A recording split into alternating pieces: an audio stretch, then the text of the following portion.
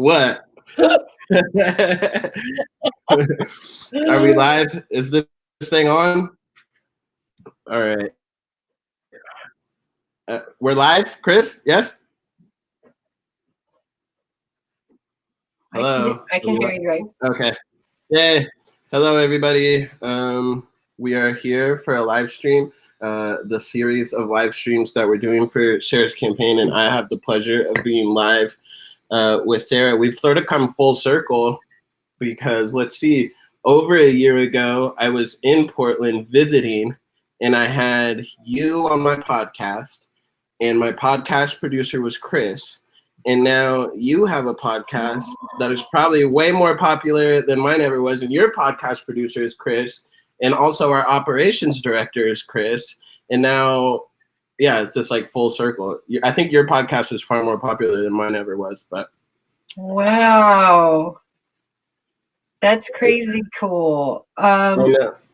So we're turning the tables on this one a little bit because we have been putting me out front in these live streams talking about the challenges of running for mayor, the policies and platforms that we put forward, how we're adapting to COVID. And as folks are watching us now, they're going to see our families running through. You've got 2 kids at home. My daughter's here. We both have dogs who interact through the interface. So apologize to everyone in advance when they hear our lives are messy.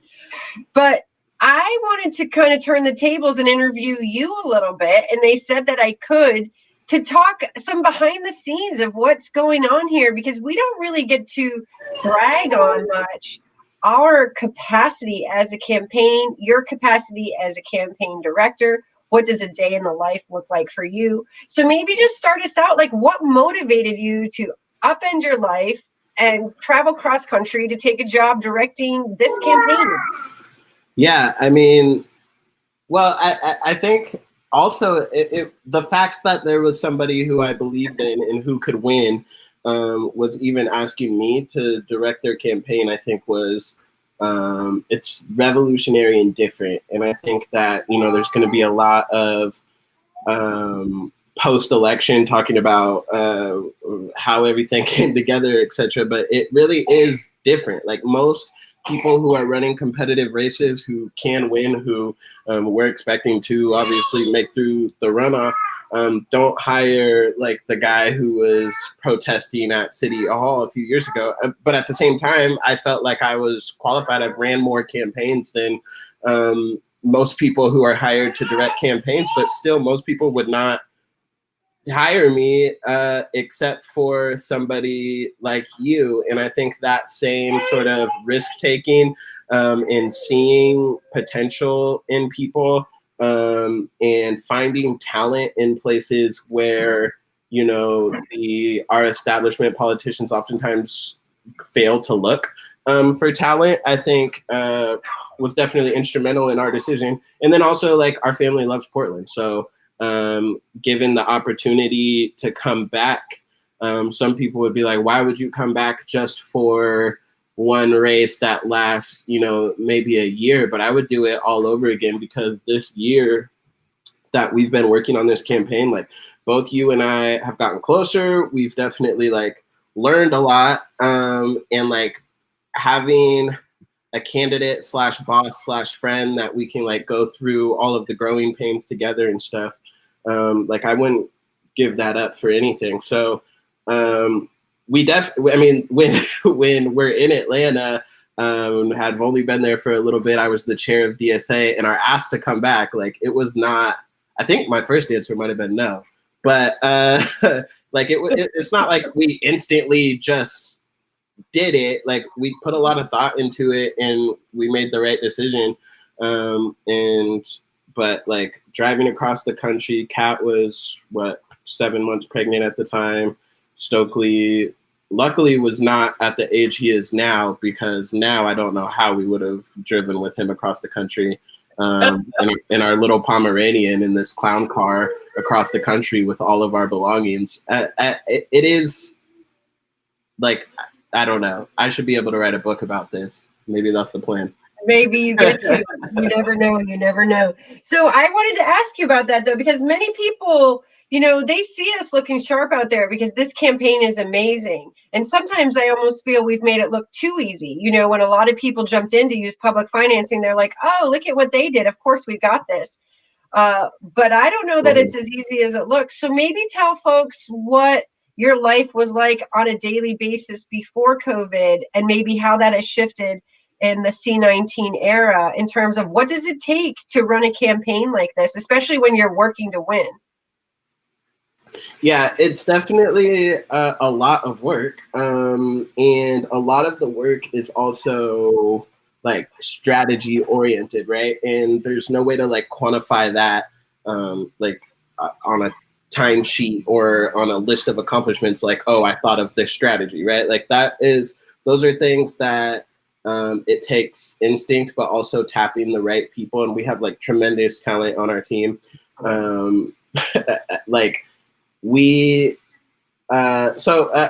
Everyday scenario, I mean, obviously we're dealing with the media a lot, but I will say, like, when we started this a year ago, there was no given one that we would qualify for OAE. There were people in the city who thought that we might not be able to qualify for this. We were the first candidate to qualify, and the only mayoral candidate to qualify, and that is a whole different standard of qualification than the people who are now qualified to run for city council. And we did it months before, the first people in this like historic program. That was not easy to do, right? And we had to, like, I remember at the climate march hustling to get signatures so that we could turn in to get your name on the ballot, which is one of the things that you have to do for OAE. We had to get 500 donors, but every time that we set these goals, I remember when we first announced and we knew we had to get 500 donors to qualify for OAE. And thanks to Chris, we have this like amazing channel in our Slack that shows when we get donations. And I just remember typing into there, like, I think something special is happening. Because we thought we were going to have to scrap to get the 500. And we did. We worked hard. But every time we set goals and expectations, we exceeded them. And then through that, it was like, wait, like, we obviously started this and we're like, we're going to win, we're planning to win. But as we have not set a goal and not hit it yet. And so I think that should tell people something of what they should be expecting on May 19th. So.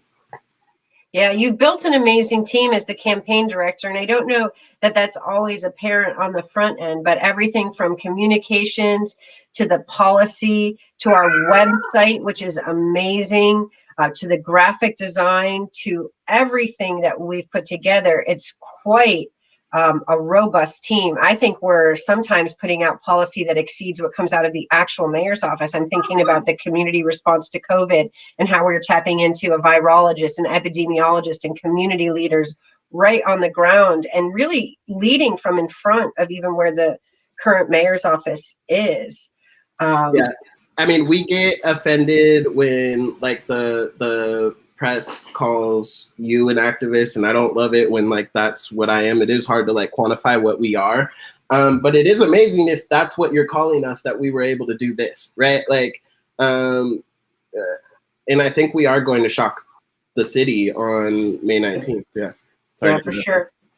So what surprised you most so far about this? Like, in all the things, what didn't you expect, or what did you expect that didn't happen? Like, what's been the biggest surprise for you so far? The biggest surprise. I didn't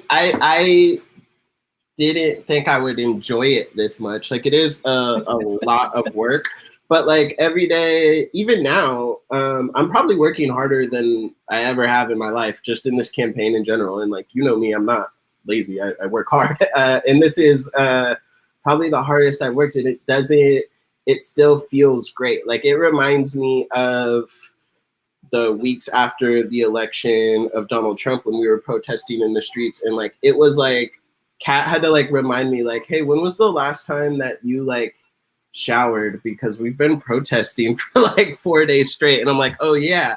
And normally that's like something that I'm like really on top of. And so it reminds me of like those times where like the work is so fun that like it's hard to go to sleep, and not necessarily in a frustrating way, but like God, I just want to wake up tomorrow because there's these things that I get to like do tomorrow. So that surprises me. What also surprises me I guess, you know, we thought we were going to have a much different campaign. We thought there would be a lot more establishment people potentially trying to challenge the mayor as well.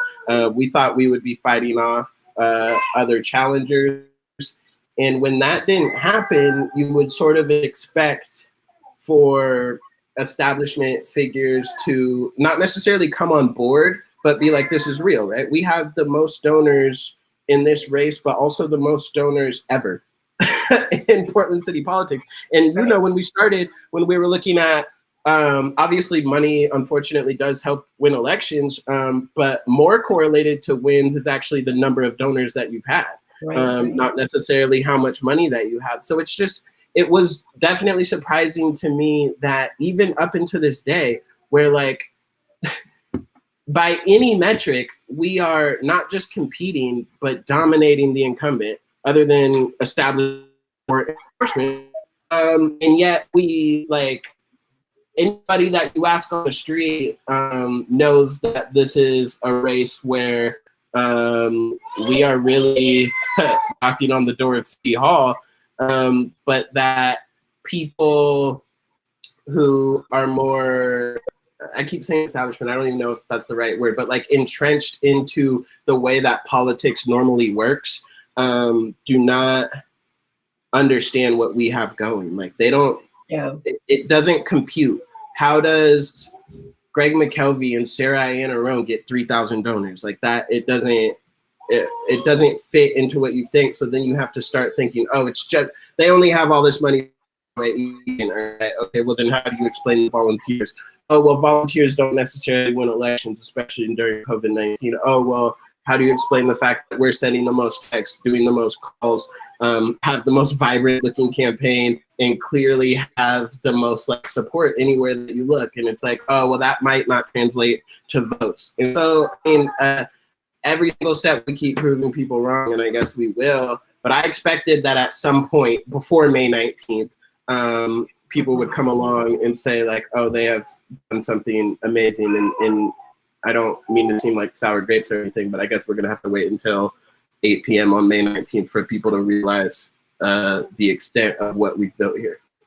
Yeah, and I would say too that when you're shifting narratives, like the work that we have ahead of us, we've put out some policy with the Green Jobs Plan, with the public safety plan, with the good government plan, with housing, that are grounded in seriously good work that's already going on. But taking that so that it's not activists beating against City Hall to make this happen, but we're saying that we're going to put this reform power right in the center of City Hall, closest to those levers where change actually can come from, right, close to the power. And I don't know that everyone really understands that, what that people's takeover of that building is going to look like. But we've already felt it because the people's takeover of our campaign happened very early on. And yeah, and that reminds me of another thought. This idea that you can't run a city or be the leader of the city if you haven't like been a rich white dude, basically, before. How we try to have experience to run a city. Like most people that become Portland mayor have not become Portland mayor before. Like, and what you've shown the ability to do in building a campaign should really like show people what the ability of what you will do on city council. So. Yeah, you got a question there from Elliot Young. It looks like, do you think we're going to get more than 50% in the primary? I mean, inquiring minds want to know. I don't know if we want to spill the beans right now.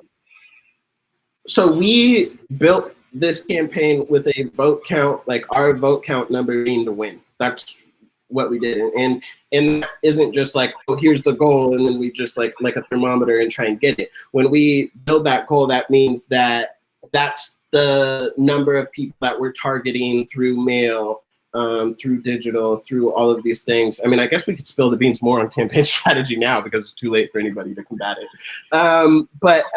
So do we expect to get over 50%? I think it is more likely for us to get over 50% than it is for us to get blown out. I don't think it's unlikely. It's definitely one of the possibilities. Also, one of the possibilities, unfortunately, is that Ted Wheeler gets over 50% just because of his name recognition.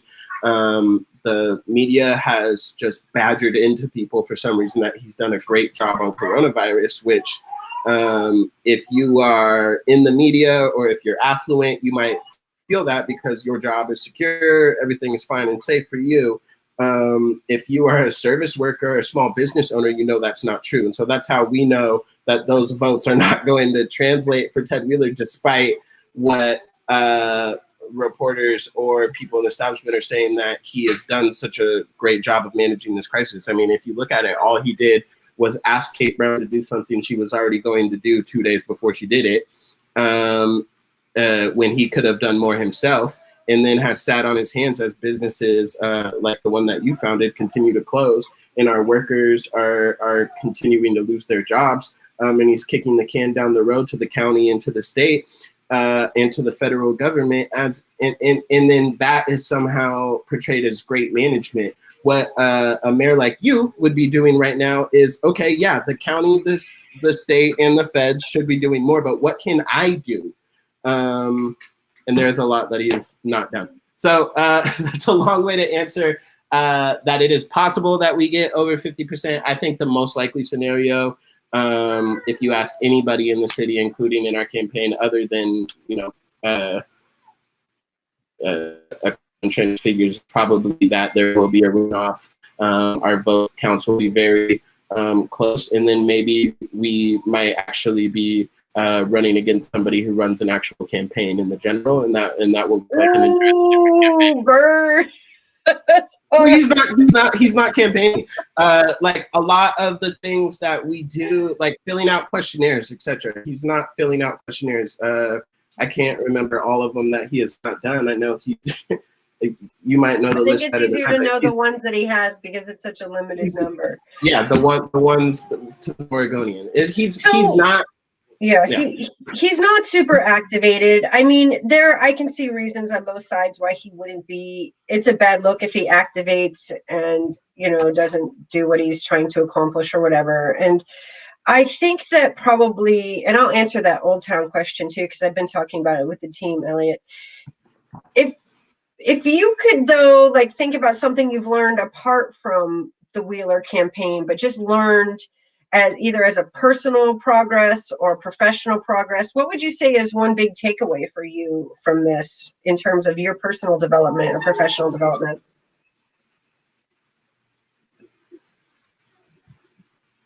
I don't know. I don't know if this is, like, we're all taking risks. Like, obviously, working for you and running the campaign that we have doesn't help me get a job at City Hall if we lose, right? Like, but the skills that I've learned in running a campaign, I mean, I'm not rich, and this is the first time I've had to budget $380,000, right?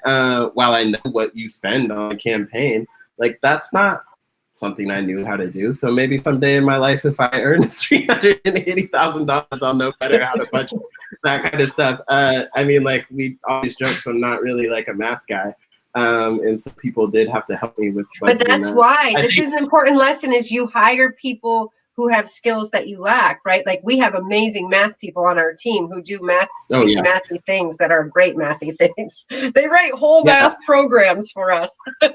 I mean, you've taught me a ton about policy that I thought, I mean, like, obviously I had a lot of background in, like, sort of our public safety policy. I was able to help a lot in how we crafted that. I didn't know really a ton about the links between transportation, housing, and climate change. Go Sarah. I didn't fully understand. Like, I didn't get why a compact, walkable neighborhood, which whenever I say that, somebody's like, "You've been hanging out with Sarah Ann Road too much." Is that your term, or is that a term? Because every time I say it, I thought it was like a real thing that lots of people say, but apparently I've kind of turned it into a soundbite, but a compact, walkable neighborhood connected by transit, it's the cornerstone of my climate action plan. So, and like nobody, and we've sort of battled or wrestled over how to communicate that kind of stuff, right? Because I didn't get it from the 2016 campaign, even though I was paying attention to that campaign. I didn't fully understand what you were talking about. Like, and I know there was a lot of people who think, oh, Sarah Anarone, she just wants me to have to bike everywhere instead of driving, but I'm disabled, but I have a family, and it's like, look at me, I have Stokely and Journey and Kat, like we can't all hop on a bike, and like I have and so explaining to people that's not what it's about. It's about options. It's about would you take the bus if it was as fast as driving, right? Like, and would you prefer if you had a grocery store close to you in a way that you could walk there with the stroller rather, well, not now, but pre-COVID, if you could walk there or take, a quick streetcar or something like that, like, of course, that's better. It's not about, oh, you drive, that means that you're irresponsible. It's not about that. It's about rethinking how we build our city. In a time where we all know we have a housing crisis, means that we have to build. It means that we have to figure out how we're going to address these things. And just like with the COVID crisis, we have to rebuild after the crisis. Who do you want deciding how we do new things, right? We're not deciding who do you want to manage the status quo, or who do you want to manage exactly what we have going on right now. That's not what this campaign is about, right? Because if it was, hey, this is the city of Portland, this is the way that it has to be, regardless of who's yelling at the mayor, regardless of the values of the voters, regardless of what 87% of Portlanders vote for, this is Portland, this is how it is. Sometimes most of the time it does not work for everybody. Who do you want to manage it, right? Like, okay, then elect Ted Wheeler. But that's not what this campaign is about. This campaign is about what can we be, and who do you trust to get us to that vision, rather than who do you want to manage what we currently are. And honestly, there's a lot of people who what we currently are probably is working for, right? And that's how we know that we're not going to get 100% of votes, right? But there's a lot of people, even the ones who that it is working for, understand that everybody is lifted up when it works for everybody better, right? And those are the votes that we're capturing, and we're going to capture a lot of them. Yeah, and I'm going to look at some of these questions here too. Amy, yes, Amy, compact, walkable, and safe. That's a huge thing, making sure that safety is at the basis of our policy making, which brings us to Elliot's question about the increased policing in Old Town. I'm very disappointed to hear that, one, we're defunding street response in the short term and not keeping that going, because I see that as the most compassionate, efficient, humane response to people who are in humanitarian crisis, economic crisis, mental health crisis, addiction crisis. And thinking about the fact that policing would be our answer when we've heard time and again that it's not going to be, is something that troubles me. And I don't like that policing is our first response when it comes to the humanitarian crisis going down in Old Town. I really wish that we were focused on looking at who's suffering and what are the responses to that suffering. And if there are people who are engaged in criminal activity, then we need to address that. But I think that there are a lot of factors that go on there besides that. Oh, yay, we get to see Stokely. Hi, Stokely. And so what would you do to support undocumented workers and families in Portland and ensure that their access to public services is in place? Well, there's a lot of things that when you think about the people who are falling between the cracks, we need to be thinking about their access to debt relief. Like, what does it mean when this eviction moratorium is lifted? How are we going to have amnesty on that side? Fairless transit. I don't like seeing in the current budget the transit police being funded and the policing of people trying to use transit. I'm thinking about workers who are forced back into employment by opening the economy, who don't have access to childcare because schools are closed and parks and community centers are closed. So thinking about folks who oftentimes those are people who don't have access to resources when we're talking about undocumented workers and their families.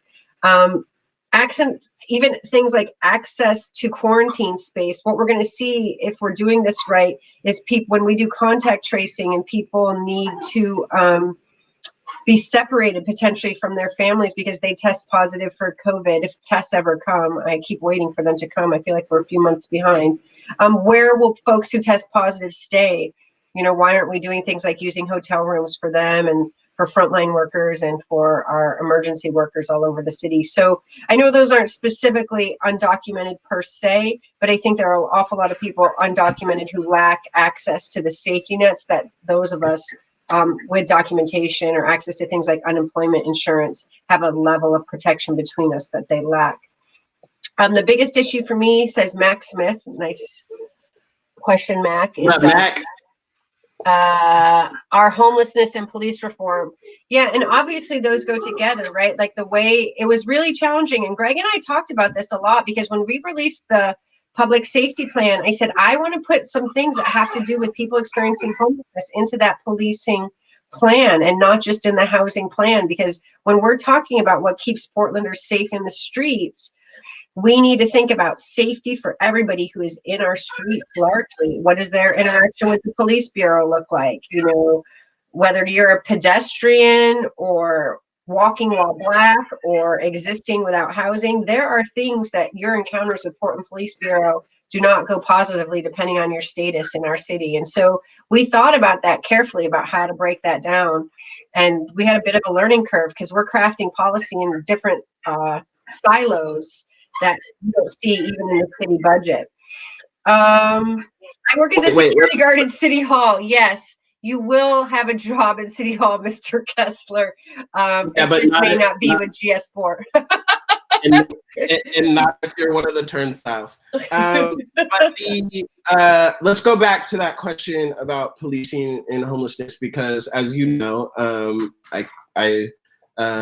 what I keep trying to hammer home is Ted Wheeler ran on fixing homelessness, fixing police reform, fixing traffic, fixing affordability, and every single one of those things is worse. And that's why he does not deserve another 4 years, despite what he's asked Kate Brown to do. When we talk about the policing issues, you do have a lot of ideas about actual accountability with teeth that I think really differs from the incumbent. And so I will, if you could go into that, but then also on homelessness, let's talk about how every neighborhood has a burden here. Because I do think that part of, and this goes into the Old Town question as well. A lot of what you see from people complaining about Old Town is they're saying that the services are attracting bad stuff to Old Town. And I don't think that's true, other than it's attracting people who need services, right? But why are we having concentrated places where services are available instead of having services in community safety hubs around the entire city, where not just somebody who's experiencing houselessness could go get a shower, but like almost anybody who drives around the city of Portland has had a position. I mean, I have had this before where it's like I'm driving around delivering lawn signs and I have to pee and there's nowhere to pee and I don't have $1 to spend somewhere to go to the restroom. So if you could talk about, one, the accountability measures that we've thought about for policing and why they differ from the incumbent, but also the community safety hubs to sort of alleviate the burden of specific neighborhoods like Old Town, where we have a shared burden across the city, because this is all of our responsibilities and we're all better if it is fixed or dealt with. Yeah, and that's great. Thanks for teeing that up for me, because we did have Elliot Young in the chat for a little while, and he's a PSEP member, and I don't want to undermine any of the work of him and his committee because I know that they've been working hard.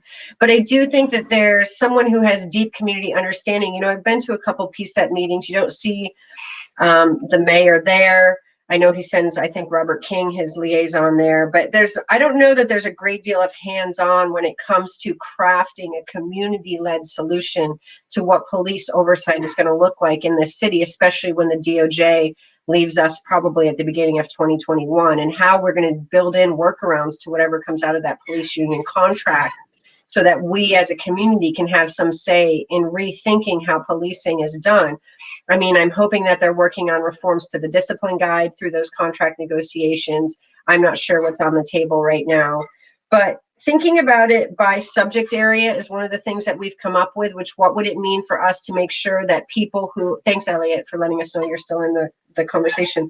What would it mean for us? You know, we've talked with people who are engaged in sex work and how they feel like they have been, you know, not had a good input into how that is treated from a criminal justice perspective in our city. We've talked about why, if we can't fire police officers who are demonstrating bias either through their speech or their behavior, we can't fire them. Can we reassign them somehow?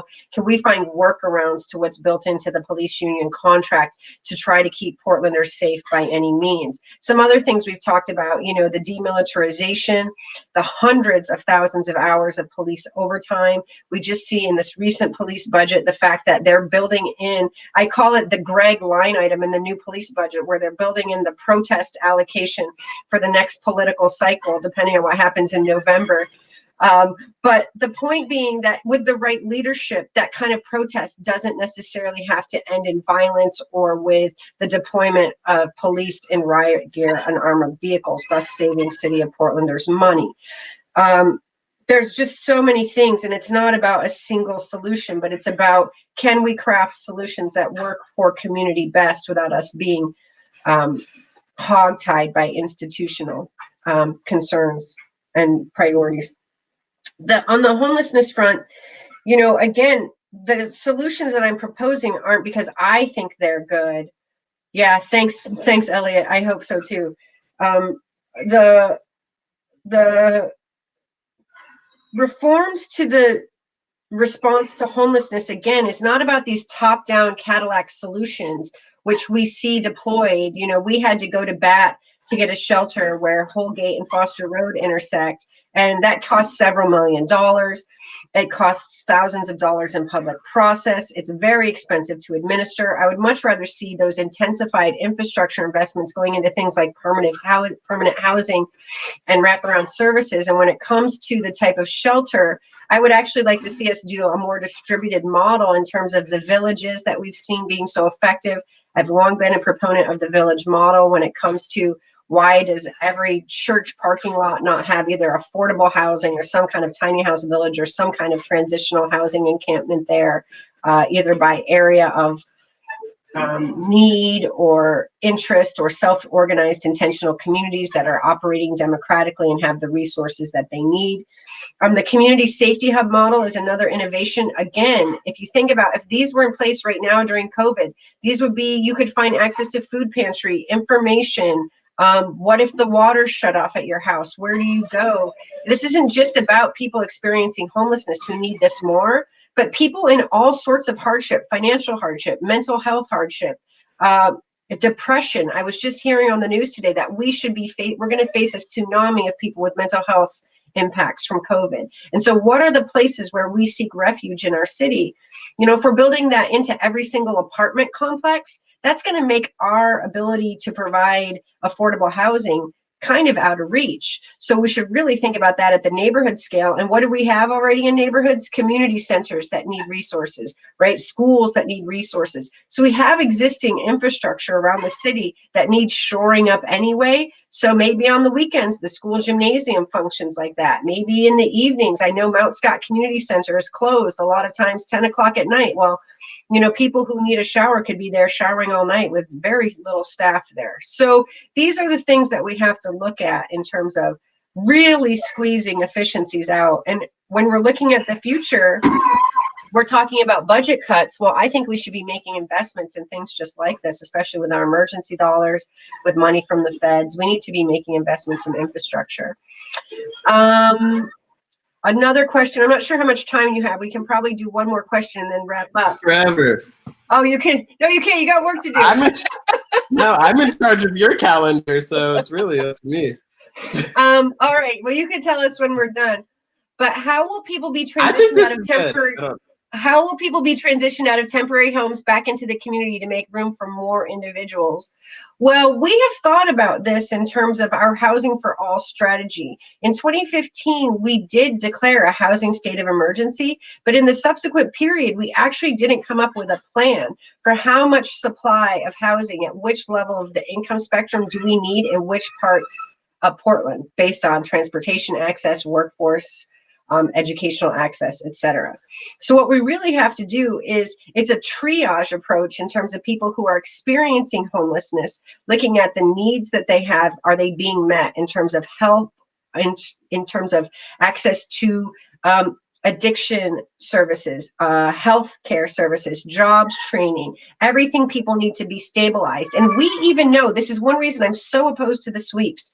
We know even, and Greg and I have gone back and forth about this, because from our campaign offices, we watch sweeps every week. And it's the same people. They move from one end of the block to the other end of the block to the other end of the block. Well, the time that those folks have spent trying to stabilize themselves from this disruption could have been spent in other much more productive ways. And so it's even minimizing those little things so that each person has the maximum capacity to be their best self, I think, is an important thing for us to talk about. And then making sure that when they do get housing, that they're in it. You know, we're seeing a lot of evictions, even in public housing. And we're seeing a lot of problems inside the Portland Housing Bureau in there. And so things like renter assistance, how can we build the fund so that short-term rental assistance, the moment someone tips into homelessness because they're short on rent, huge cost to us as a society. Anything that we can do to keep people housed is going to be a net benefit to us, and cheaper, frankly. And that's one thing we don't talk about a lot, but we'd get a lot done with a few resources on this campaign. And I think part of it's because we're not, especially me, I'm kind of a thrifty lady, but we get a lot of done. I also want to just throw out for people that, of course, these policies, while we're talking about them here, are also all on the website. If you want the housing policy, sarah2020.com/housing, sarah2020.com/public safety, where we talk about many of these issues as well. And there's also a podcast for each one of those. We do good stuff. And so those are all there if you also want to go more in depth in those. I have a couple questions I want to ask you, though. I wasn't prepped for that. Okay. I'll get ready. I know. Well, only because Elliot says he'll bring the margaritas for the victory party. Nice. He'll have to mail them.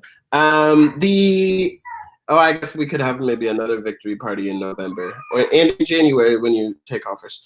I want to make sure that we touch on this idea of how we have funded this campaign versus how Ted Wheeler has funded his campaign. So if you could answer for me, what does it mean for you to have potentially the most donors ever in a Portland City primary? And sorry, I have toddlers running in the back for people if you're wondering what you're hearing. This is COVID-19, how I have to work 24/7. Luckily, I have an amazing partner, Kat, who will be live with you another time, who is wrangling the babies right now. But yeah, I do want to ask, what does it mean for the incumbent to have 350-ish donors, mostly from extremely wealthy individuals? And what does it mean for you instead to be funded by the people of Portland and by potentially the most donors ever to a citywide campaign? What does that mean? Well, and in fact, the Oregonian just asked me this question, and I sometimes feel like they don't take the answer seriously. And I've told this anecdote inside the campaign office, but I don't know that I've told it an awful lot out in the world, which is when we were trying to qualify for public financing back when we had to first get that 500 donors to qualify. And I was engaging with people, as I do in the street oftentimes. I was talking with someone who was a direct service provider, who had been formerly homeless, who now works with people experiencing homelessness. And he didn't have really much money to give us. He had about $5. And so when he gave us that $5, he said, "Does that really matter?" And I said, "Yes, because you're one of those 500. We need your $5. I need it. That's not a throwaway. That's not minimum. You count." And the look on his face, like, I'll never forget it. It was like my $5 matters to you. And it mattered so much. And I started to feel the transformative potential of what it means for every voice to matter when you're trying to bring people together to solve problems. And then later, I know that you and I have had meetings with the kind of people who are used to writing those $5,000 and $10,000 checks too. And when I say to them, you can only give me $250, that's the cap. It's all I'm taking, and you can only write it off your personal bank account. I would love that check, but you're going to come to the table alongside the street roots vendor who gave me $5, or the service provider who gave me $5, or the single mom or the unemployed person or the retiree who all gave me $5, and each of your voices counts pretty much the same. It's transformative because it builds community again that's more horizontal and more equitable. It doesn't mean that people who are affluent don't matter in our city.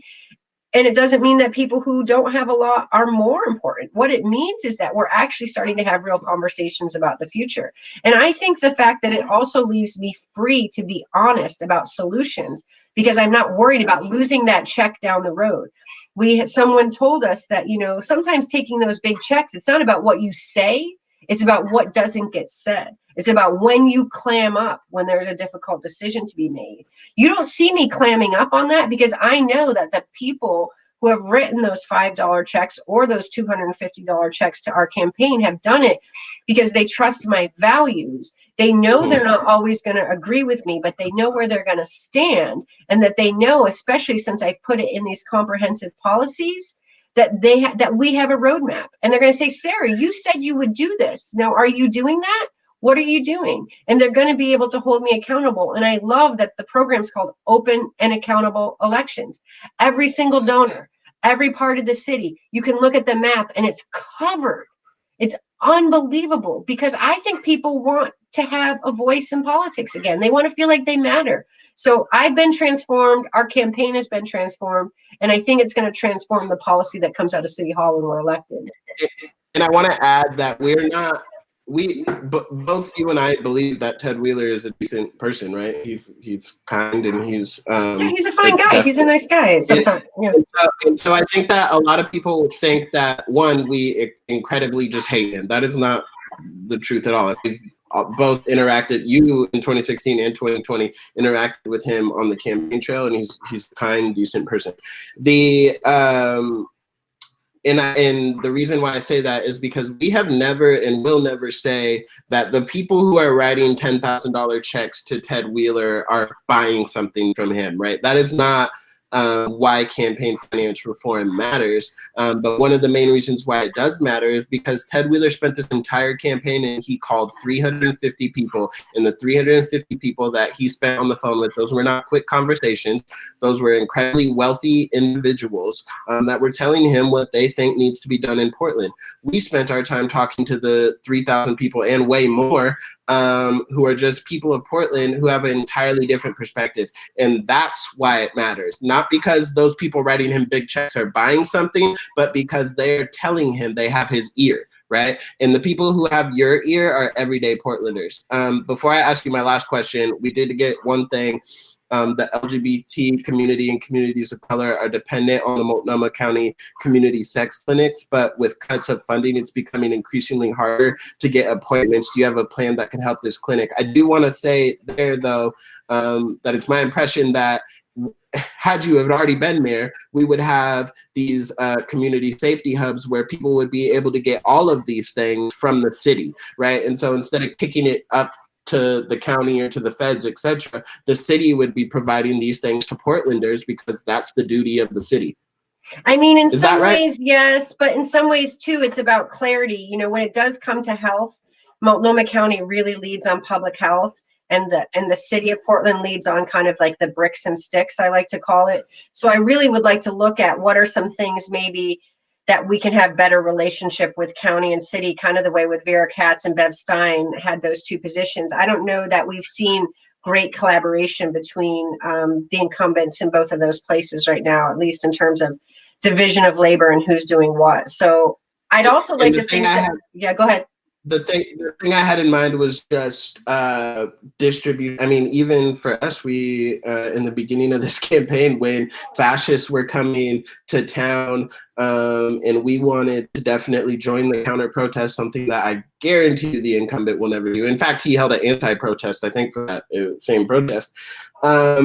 We collected supplies, right? Period supplies for the community. And so when I was saying the community safety hubs, I was thinking more in that vein, that they would be a place where anybody could go to receive hygiene products or sexual health products. But again, on the health side, you're correct. Like testing, I don't think the city would administer. But it also is, here's a good example though. We need testing for COVID. Now, when it comes to what the city part is, what are the places? I think of city as the places. We make the places and the county does the services a lot. And that's a good way, just like shorthand. It's an oversimplification. But the city of Portland really is about bricks and sticks. We do roads and sewers, and really, public safety is one. But even that we can think of more uniquely too, in terms of what keeps people safe. I think about infrastructure keeping people safe. I think about shelter keeping people safe, things like that. So you said you had one last question? Yes, and I also want to shout out Donovan, who made this shirt. I know that you have lots of materials from him, and as we talk about keeping Portland businesses afloat, etc., I just wanted to make sure that I was shouting out this shirt, which I love. Yeah, that's an Ignorant Reflections is his brand, right? He's at Ignorant Reflections on social media. Yeah, but so my final question is a selfish one. Why did you pick me to run your campaign? Is it because everybody else said no, or what? Let's see. You can take a second to answer. I'm sure no one's ever asked me that question before. But it's odd. Well, I'll fill some space while you think about it. It's not normal. Not because I'm not qualified. I mean, I studied political science. I studied law. I've ran multiple campaigns. I've worked on campaigns. This is what I do. I clearly had relationships with the press from my experience before. But it's not something Ted Wheeler would ever do, right? Like, it's not something that many people running for office would ever do. I don't know what I'm going to do after this. So I guess, what would the recommendation be to my potential next employer? But also, why did you pick me? Because it speaks to my leadership style. And one of the things that I have, what is in your glass, Greg? You can think about answering. I think it speaks to my leadership style because I have been quite critical of the mayor's staffing choices, right? And this is one place where I do think having a good finger on the pulse of talent and capacity and power is that I see you as a powerhouse when it comes to understanding people, when it comes to politics. Like, I remember you calling me when I was in Europe and our time difference is very different. And you said, look at this Gordon Sondland debacle. How can we allow our city to be dragged into this international scandal? Like, what the heck? And what I really always have valued about you is you have a very astuteness with regard to tapping into people and what our community is interested in, and then leading on making sure that we're problem solving for that. And so what we try to do is, I think both of us have sought to in team building, is we play to the strengths of the people on our team. I'm this policy powerhouse, you're a communications powerhouse. Our operations manager is a technical powerhouse. We have people who we bring power together. And when you're talking about team building or community building, it's not, you need to have elders and you need to have youth. We have elders who advise us. We have very young people who advise us. We have people in all corners of the city advising us across different organizations, institutional, nonprofit, establishment, insurgent, radical, traditional. Like, we don't leave anybody out. And I think that inclusive approach, that building capacity, that power building capacity, in the way that you were able to mobilize people in the wake of Donald Trump's election, but also to just really be out front on issues that are mattering to Portlanders in a timely fashion. Like, power is what, community power is what's going to be the answer. And that's why they ask me all the time, what what do you see about winning this election? And I always say, it's not about me. When I win, I'm going to be there, and that community power is just going to come right into City Hall and be the force. So you're like me in that you see community power, I guess. Is that was that clear? I don't know if I got really close to it or not. I guess that's good enough. I would have said nicer things about me. No, I'm just kidding. Last question. It was the haircut. Actually, if CJ McCollum gets to do this on his podcast, he has like a wine section of his podcast. I'm gonna do it on ours. So this is the best cheap wine ever. I'm not a rich person, obviously. Okay, so what is it though? We can't see the label, so you have to. Oh, great. Wait. Okay, it's called 19 Crimes. Sorry, it's not local, but it's only like $9.99. And ever since I was in Atlanta, that has been because if you buy $9.99 wine, it's gonna not be good most of the time. But that has been great for us. And so that is my CJ McCollum does his fancy wine selections. Mine is how you can get a $9.99 wine that does not taste horrible.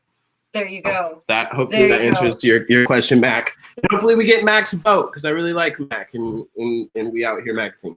Great. All right. Well, that's Greg, all I have. Do you have any more? No, just thank you for your hard work. I know that you're sacrificing a lot there with your sheltered in place with your family and managing a lot, and you work hard every day, and I appreciate you. And I'm looking forward to celebrating with you in how many days? There's a countdown clock. I think we have 5 days till. What are days? What are days? I mean, like you and I are messaging each other at 3 a.m. and then 6 a.m. So yeah, I don't know how it goes. There's no difference. So time has no meaning when you're campaigning, but yeah, maybe some of us will get sleep someday soon. Well, I can't wait to sleep on May 19th.